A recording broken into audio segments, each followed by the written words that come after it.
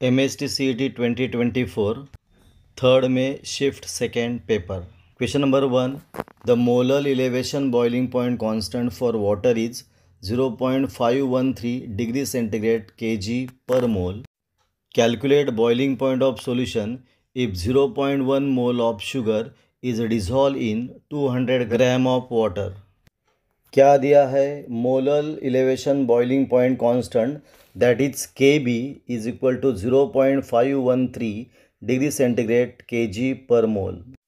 क्या पूछा है? The boiling point of solution. तो फॉर्मूला क्या है? Delta Tb is equal to Kb into M. पर Kb क्या है? 0.513 डिग्री सेंटीग्रेड kg पर मोल।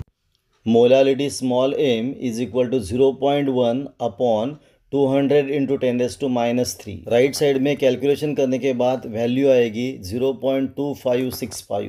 डेल्टा Tb की वैल्यू आएगी 0.2565। पर डेल्टा Tb क्या है? T minus Tb। तो T इज इक्वल टू क्या आएगा? Tb plus 0.2565। T क्या है? Boiling point of solution. Tb क्या है? Boiling point of water plus 0.2565। तो T is equal to boiling point of water कितना? 100 प्लस 0.2565। तो आंसर आएगा 100.256। तो आंसर आएगा B 100.256 degree centigrade. Question number 2, which of the following does not react with cold और hot water? इनमें से कौन कोल्ड और हॉट वाटर से रिएक्ट नहीं होता? आंसर है डी, बेरिलियम। क्योंकि beryllium does not react with water due to formation of thin oxide layer on its surface. क्योंकि बेरिलियम के सरफेस पे थिन ऑक्साइड लेयर फॉर्म होती है, इसलिए it does not react with water. तो answer आएगा D, beryllium, that is BE। Question number 3, identify the product obtain when phenol is heated with zinc dust. Simple है, जब phenol heated with zinc dust it undergoes reduction to form benzene. हम reaction देखेंगे। Phenol यानी benzene ring पे OH, on zinc dust it undergoes reduction to gives benzene. Answer आएगा A, benzene. Question number 4, for a zero order reaction A gives product, concentration of A decreases from 0.8 mole per dm cube to 0.2 mole per dm cube in 6 minutes. What is the rate constant of reaction? Initial concentration A0 दिया है 0.8, final concentration दिया है AT is equal to 0.2, time दिया है 6 minute, reaction दिया है zero order reaction. तो rate constant का फॉर्मूला आएगा K is equal to concentration of A0 minus concentration of AT upon T। पर A0 की वैल्यू है 0.8, AT की वैल्यू है 0.2 एंड T की वैल्यू है 6। तो K is equal to 0.8 minus 0.2 upon 6। ऊपर कितना आएगा? 0.6। 0.6 अपॉन 6 इज इक्वल टू 0.1। तो K की वैल्यू आई 0.1 मोल पर dm³ पर मिनट। तो आंसर आएगा सी, 0.1 मोल per dm³ per minute. Question number 5, find the value of Q from following equation. Equation दिया है C plus O2 gives CO2, delta H is equal to Q kilo joule. हमको Q की value निकालनी है, तो इसके लिए हमको सेकेंड और थर्ड इक्वेशन की एडिशन करनी पड़ेगी। एडिशन करने के बाद दोनों साइड का CO कैंसिल होगा। लेफ्ट साइड में रहेगा C plus half O2 plus half O2 यानी C plus O2, and right side में होगा CO2, यानी हमको इक्वेशन मिलेगा C plus O2 give CO2।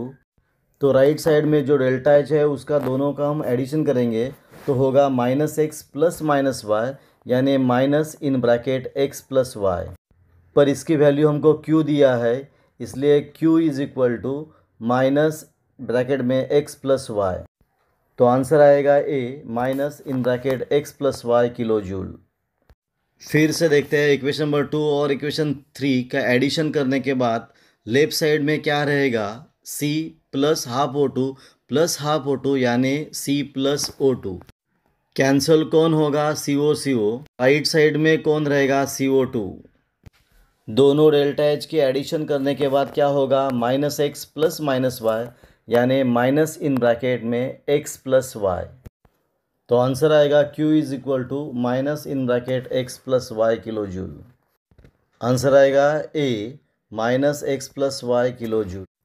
Question number 6, a given compound always contains the same proportion of element is a statement of dot dot dot.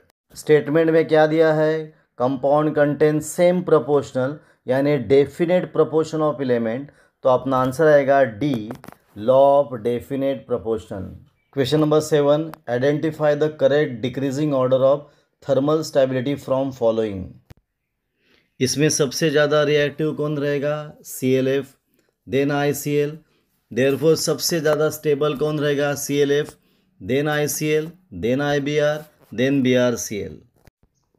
तो answer आएगा A. What is the number of moles of nitrogen atom and number of moles of oxygen atom respectively present in 1 mole of uracil. तो uracil में nitrogen के कितने number of moles है and oxygen के कितने number of moles हैं।